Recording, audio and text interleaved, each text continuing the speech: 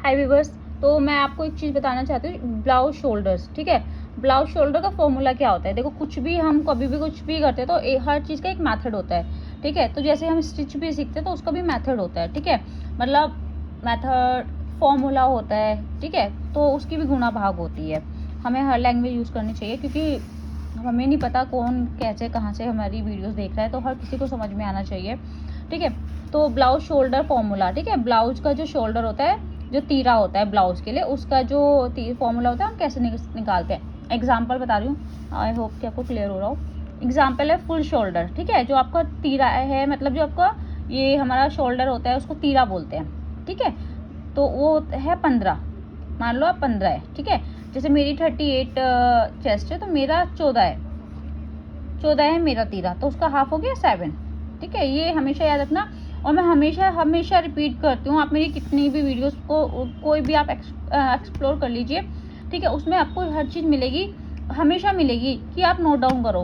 Guys, note down करना हमेशा ज़रूरी होता है।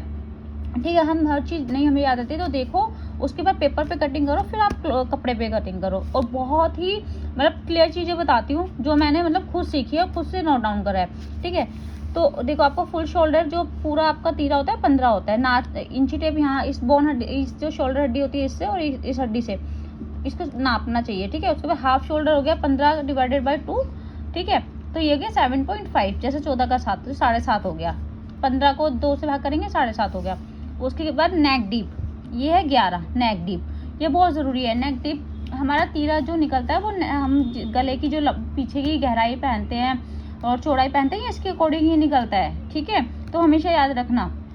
अब जैसे हम डीप पहन रहे हैं, 10-11 गले पहन रहे हैं पीछे के और 3 इंची पे पहन रहे हैं, तो फिर हमें माइनस भी करना होता है, तो इसलिए ये बहुत ज़रूरी है। ठीक है, उसके बाद है फॉर्मूला क्या है? नेक डीपेट, जो आपका नेक की गहराई है। ठीक है, उसमें से आपको -2 करना है और गुना में आपको 0.25 ये आपको गुणा करना है। बैक नेक है आपका 11 में से आपने माइनस करा 2, 11 में से माइनस करा 2, बचा 9। ठीक है, ये हो गया 9 बचा 9, ये रहा 9। फिर गुणा में 0 करेंगे। ठीक है, और गुणा में 0 इंटू 0.5, पौना होता है ये पौना। तो आपका कितना आ गया? 2.25 इंच। तो ये हो गया आपका कितना? 2.5 इंच। इसको बोलते हैं 2.5 इंच। ठीक है, ये आपका पौना होता है, जैसे आधा होता है उससे पहले। ठीक है, ये पौना होता है, तो ये आपका हो गया 2.5 इंच।